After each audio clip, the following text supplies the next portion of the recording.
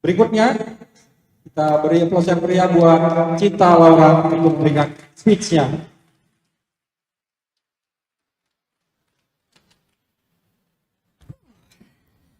Selamat pagi para hadirin yang saya banggakan dan muliakan. Terima kasih atas kesempatannya pagi ini untuk berbicara.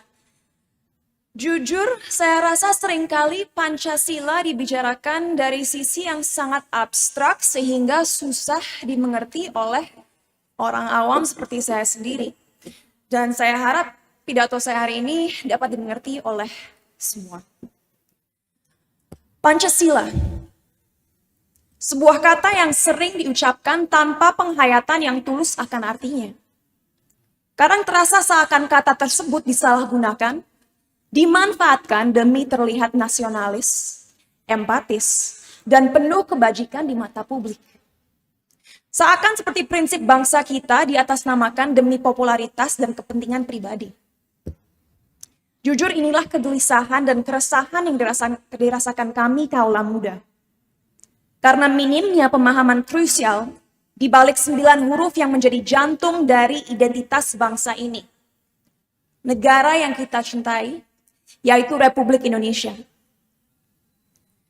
Pancasila melambangkan sebuah ideologi negara yang merangkul dan memandang setiap penduduknya setara.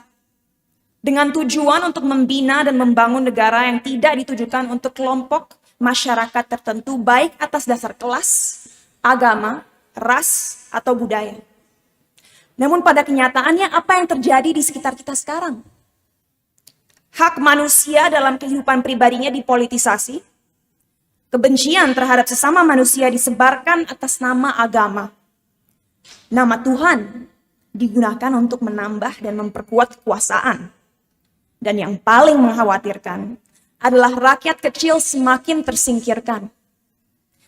Saya tidak sekedar berbicara dari segi ekonomi, tapi dari segi pengetahuan. Sehingga akhirnya banyak dari penduduk kita mudah terpengaruh cara berpikirnya oleh nilai-nilai yang bertolak belakang dengan Pancasila. Jujur saya sangat gugup berada di sini hari ini, dikelilingi oleh para filsuf, orang-orang hebat yang mempunyai wawasan dan kemampuan jauh di atas saya.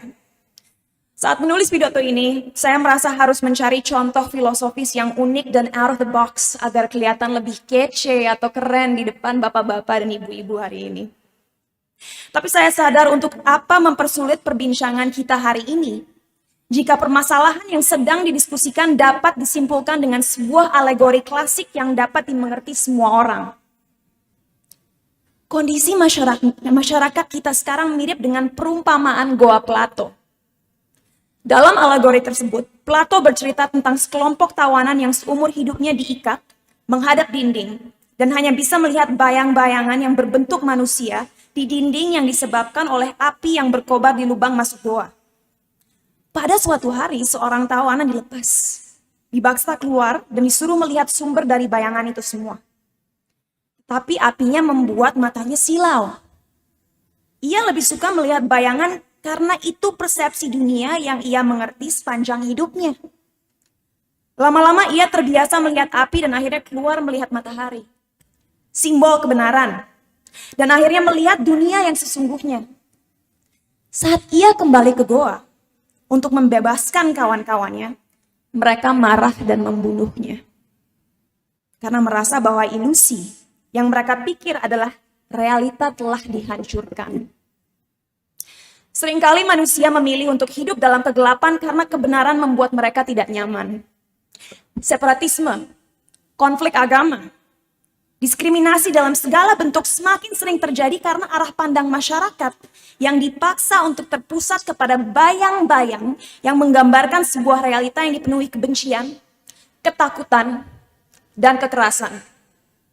Sebuah realita yang membedakan antara aku dan kamu, mereka dan kita, sehingga suara-suara yang berusaha mendorong rasa cinta, kerjasama, dan toleransi dibungkam karena mengancam persekutuan dan kelompok-kelompok yang mendapat keuntungan dari terpecah belahnya negara kita.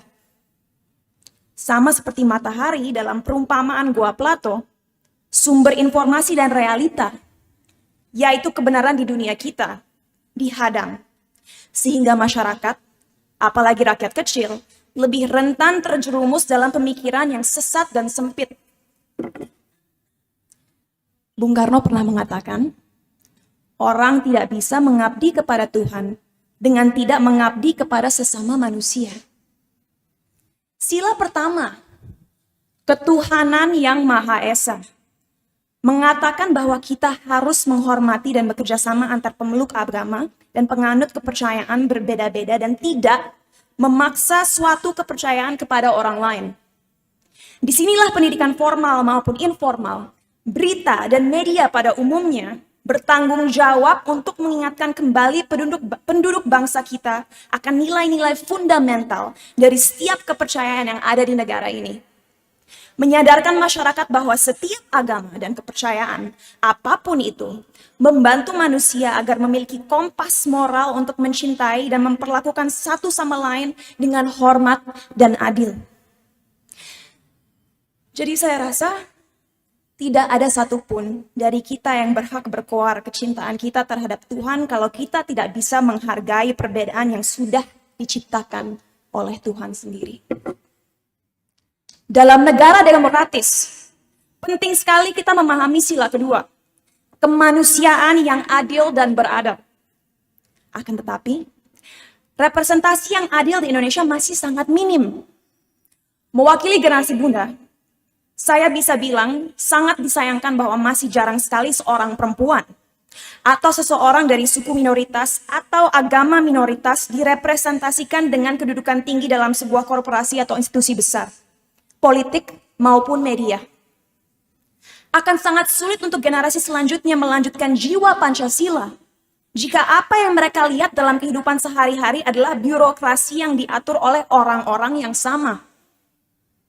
Dan ini sangat disayangkan karena berbagai studi lintas budaya menunjukkan bahwa keberagaman dalam kondisi kerja maupun kehidupan pribadi dapat meningkatkan kemampuan beradaptasi, menguatkan cara berpikir kritis, dan meningkatkan produktivitas yang pada akhirnya sangat dibutuhkan bangsa ini agar memiliki sumber daya manusia yang lebih kompetitif dan kompeten agar dapat merealisasikan sila ketiga, yaitu persatuan Indonesia.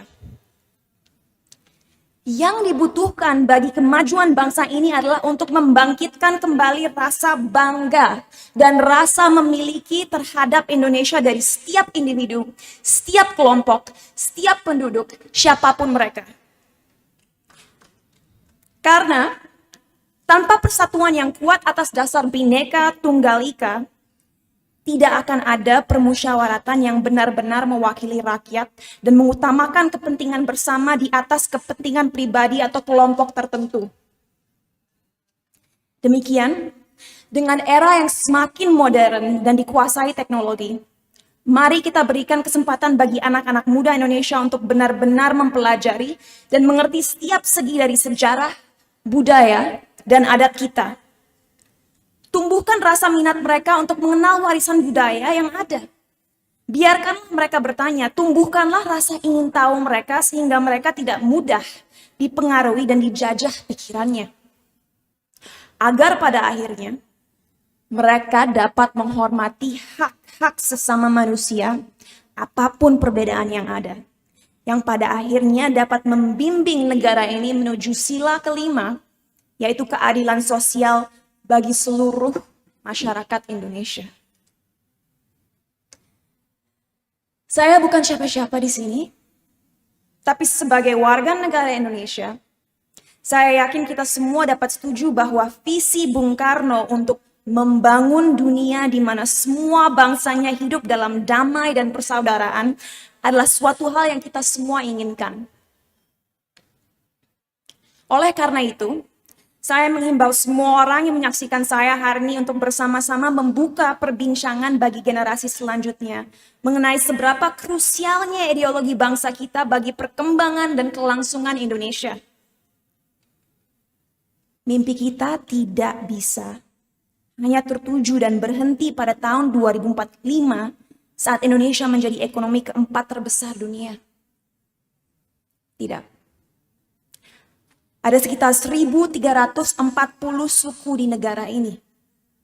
Kita harus berani bermimpi lebih besar. menjadikan Indonesia pelopor dalam merangkul dan mempersatukan setiap perbedaan yang ada. Menjadi contoh dunia akan bangsa yang benar-benar peduli kemanusiaan dan kesejahteraan rakyatnya. Menjadikan Pancasila sebuah ideologi yang mempengaruhi evolusi dunia.